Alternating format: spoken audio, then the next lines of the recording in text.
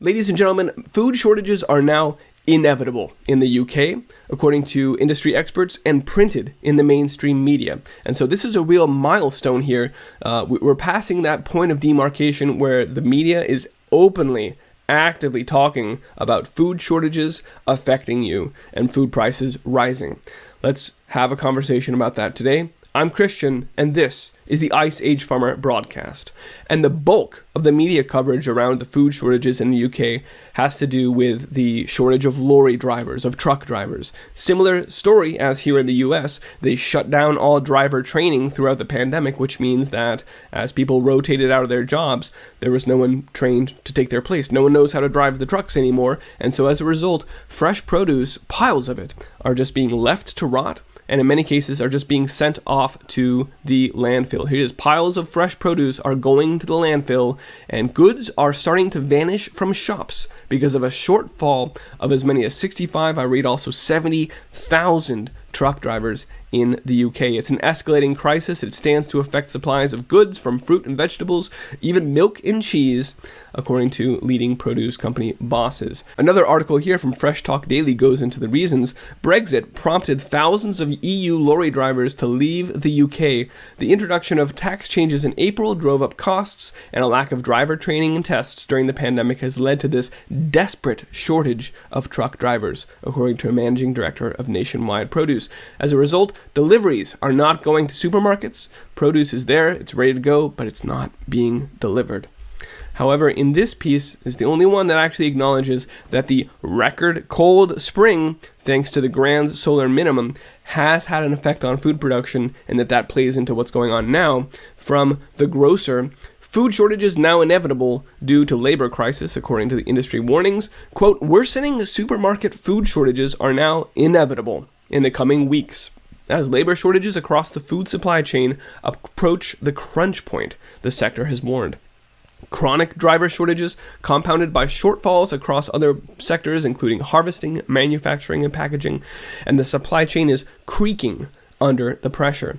In fact, we're approaching a tipping point in supermarkets' ability to keep shelves fully stocked. Quote, the real crisis for food supplies starts now. As I said, the mainstream media telling you we have a food crisis. Just as the food chain reaction game predicted, just as we've been anticipating, because it's a problem reaction solution. You must eat the fake meat. We must take control over food production because, gosh, we would never want this to happen again. These food shortages were terrible. The CEO of Cold Chain Federation said, adding that while I'm typically skeptical about warnings about empty shelves, quote, this time it feels different. This time it's real. We're going to run out of food. Quote, everywhere you look in a supply chain, there are problems, as we've been talking about for a year now. Food already is not being replenished into supermarkets quickly enough, and it's not just because of logistics, but a lack of production. And that is the only reference, the only individual who dares to reference the fact that it was a record cold spring in the UK, as we covered. They were spending weeks lighting fires in orchards, trying to keep their trees alive. We saw how the potato season was off to a terrible start, and many, many other stories we don't have time to go into right now. But production has also been hit quite hard by the cold spring. The demand on supply chains will be relentless because of the lockdowns, and while the government is being called upon to let people in, just let some people in to do our harvests and get this food package, we'll see if the government actually responds. Failing that, the worst is definitely yet to come, close quote. Across the supply chain, the effects are biting hard. So it's not just this fresh produce that's sitting there to rot. It's also now here in the guise of Brexit. We read from their trade minister, Liz Truss, who announces that whereas the UK typically imports 230,000 tons of beef each year, next year in 2022, it will be a mere 35,000 tons. In other words, we're cutting it by an order of magnitude. That's down to like 12% of the amount of beef that the UK typically gets, is what they'll be getting next year. It's going to be gone. Where's the beef? Is the question we'll be asking in the UK.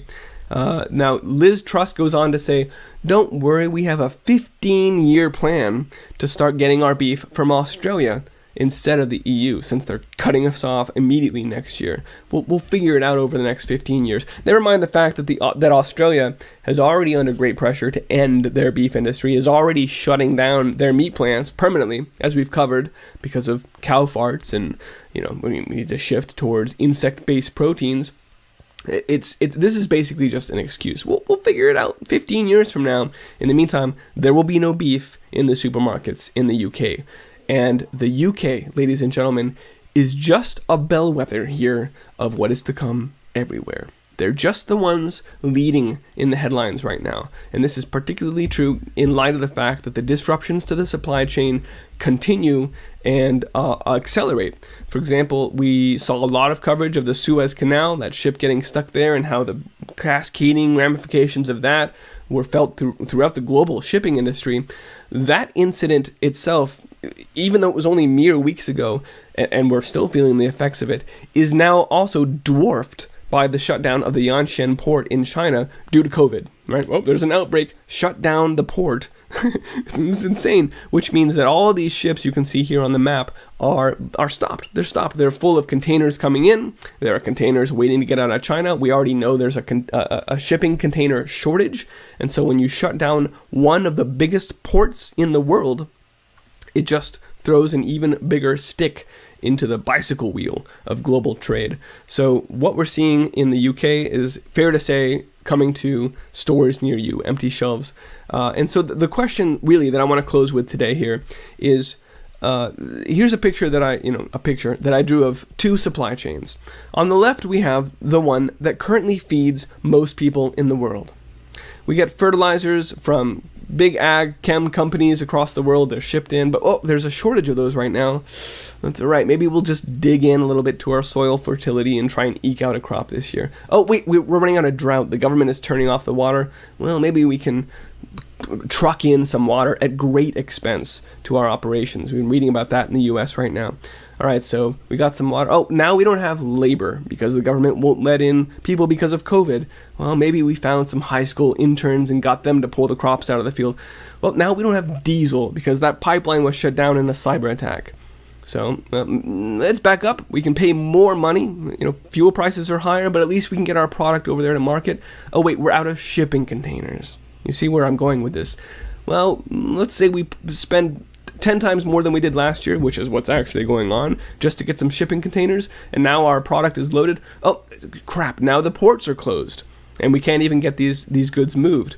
Well, give it a couple extra weeks, some delays, some loss, some spoilage, but some of that product eventually got to the food processing. Oh, crap, those plants are shut down too now. JBS shutting down in the cyber attack, other companies shutting down due to COVID.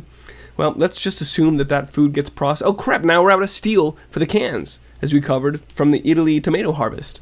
Tomatoes going to rot there because they don't have steel to make cans to get the tomatoes in the cans, and so they're just going to rot. And even if they did get some cans, now we're reading, we don't have any drivers to get those cans to market. So it's just this cascading series of failures. You can see every leg along the way of this supply chain is under relentless attack by the technocrats who wish to demolish it. It's a controlled demolition of our global supply chain so that we can make the case that you need to be eating bugs that were grown next door to you. Now on the right is the other choice that you and I have. We can grow our own food. We can raise our own animals. And none of these things here are going to affect your garden. You can do whatever you want there. You can make it drought tolerant. You can put it right outside your window. Doesn't matter if there's any truck drivers. That is a resilient food production system right there. Your own.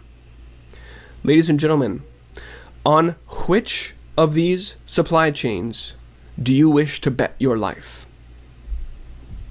The answer, I think, is quite obvious. Start growing food today. Start raising animals today. And make sure to tell the people around you. Make sure to get your community on board as well. It's going to take all of us working together to stand up new systems of production and distribution within your community to get through the tumultuous times ahead. Let's end on that point today. Good luck to you in the UK. Please let me know what you're seeing there on the other side of the pond. You know, I've got access to media and to a lot of people letting me know that yes, there are empty shelves and it's noticeable now. But I really want more data. I want to hear from you. Send me a note about what you're seeing. iceagefarmer@protonmail.com. Ladies and gentlemen, thanks for watching. You can find this report and all my reports on iceagefarmer.com. If you appreciate this broadcast, if you value this information, please help me keep it running. There's a few ways you can do that listed at iceagefarmer.com/support. For now, thanks for watching, folks, and be well.